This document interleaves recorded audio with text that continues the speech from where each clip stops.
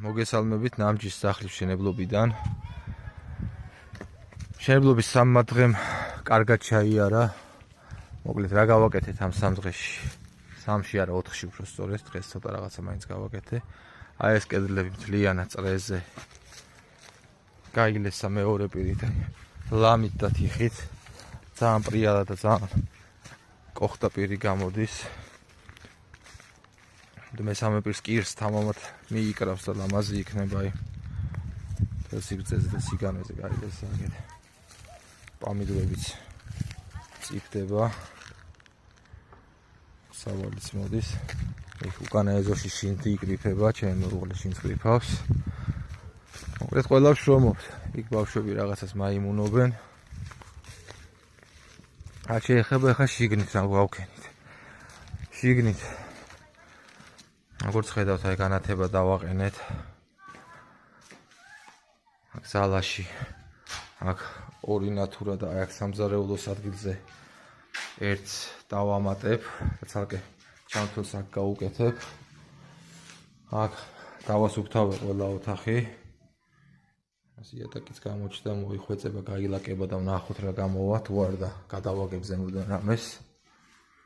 ეს მეორე, ეს მესამე. რაც ყველაზე მეტად მადარდებდა, ესეც აი აბაზარი. რაც ყველაზე მეტად მადარდებდა, იყო ეს შაკერებები. აი გიფსოკარტონის შაკერებები აი ამ ადგილებში, ნახეთ. საკმაოდ კარგად ჩაკერდა. ჩაკერების პროცესი რაც ხრეჭო იყო ეს ლესვის დროს ამოვავსე. მყარად გამაგდა. ანუ დაიხურა რა სახურავი და არაფერი ხრეჭოები არ არის. ხო, ამოვაშენე ეს კედელი, ნაწილი გავლესე რა. ქვიშაც მომრჩა, არა საჩქარო ამასაც გავლესა ხვალზე. და აქ ვიწყებ ბუხრის მშენებლობას ხვალ. საკმაოდ რთული პროცესია. ბუხრის მშენებლობას ძალიან დიდი ცოდნა ჭირდება და პირველად ვაკეთებ და რაღაც კონსულტაციები გავიარე ძალიან კაი ბუხრის მშენებლებთან, სპეციალისტებთან და რა ვიცი, იმედია გამოვა. ცოტა ვღელავ. რა, ჯერა რომ გამოვა. აი დღეს მომიტანეს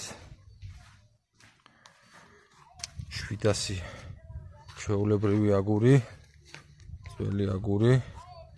აქ კიდე აქ ცეცხლგამძლე აგური.